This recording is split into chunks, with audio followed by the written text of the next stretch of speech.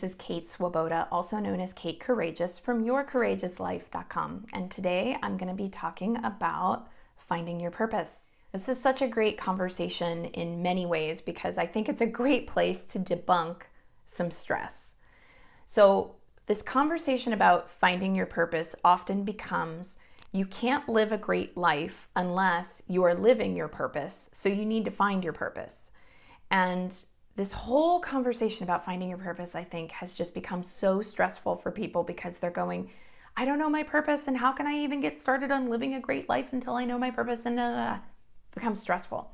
So how about this? If you know what your purpose is, yay, great, awesome. If that concept has never resonated with you, how about defining for yourself a vision for your life? Because a purpose feels almost like this big task that you have to fulfill. A vision is something that you can align with again and again. Purpose, vision, all of that, it's actually up to you. I don't think there's some preordained purpose for each of us that's like floating out there. People talk about it that way, like purposes are just floating around like clouds and you gotta hook one and grab yours and all that. I've never resonated with that. So if you haven't either, yay. Let's talk about a different conversation, which is the vision conversation. I personally have a life vision. My life vision is to completely and totally love and accept myself so that I can completely and totally love and accept everyone else and thus facilitate healing in the world. To me, that vision, which can be shared, it's not like it's mine and you can't hear that and then go, oh, well, she already articulated hers that way, so sounds nice, wish I could do that too, but now I got to go write my own unique one. No, visions are meant to be shared. Go ahead and share with mine. The vision, my life vision, is to completely and totally love and accept myself.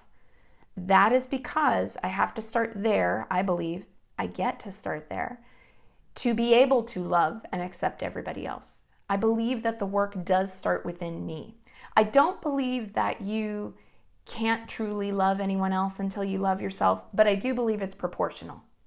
So I believe everybody has at least some level of self-love, and to whatever degree within yourself you are opening up to more and more and more self-love, proportionally you have greater capacity for loving others. The more gracious, compassionate, and loving you are with yourself, the more you practice that with yourself, the better able you'll be to practice that with others, and the better able you'll be to receive that kind of love from others. So it's proportional. I completely and totally love and accept myself so that I can completely and totally love and accept everyone else. That's a vision that is not a goal that you can check off. I'm never going to end my final day having somehow checked a bunch of boxes for that vision. It is a practice. It is something I live every single day to the best of my ability. And there are places where I fall short of that. And my work, I think our work as humans on the planet is to go, where do I fall short of that? Where has my vision been limited and I need to expand more? Where have I not actually been practicing love and acceptance of myself or love and acceptance of someone else? And then the last part of that vision is, I love repeating my vision, by the way. My life vision is to completely and totally love and accept myself so that I can completely and totally love and accept everyone else and thus facilitate healing in the world.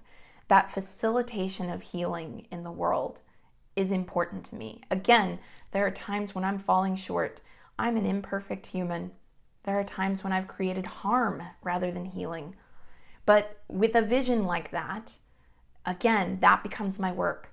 If I believe that there's a place where I've created harm rather than healing, I want to look at that.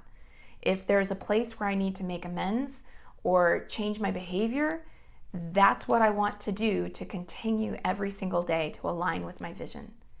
So purpose, again, can often feel for people like it's got to be this thing that you have to achieve by the time you take your last breath. If that works for you, I love that. If it helps you to live a more expansive, happier, more courageous life, you can keep going with that. I'm not big on telling other people that their strategies that work for their life are bad and you have to adopt mine.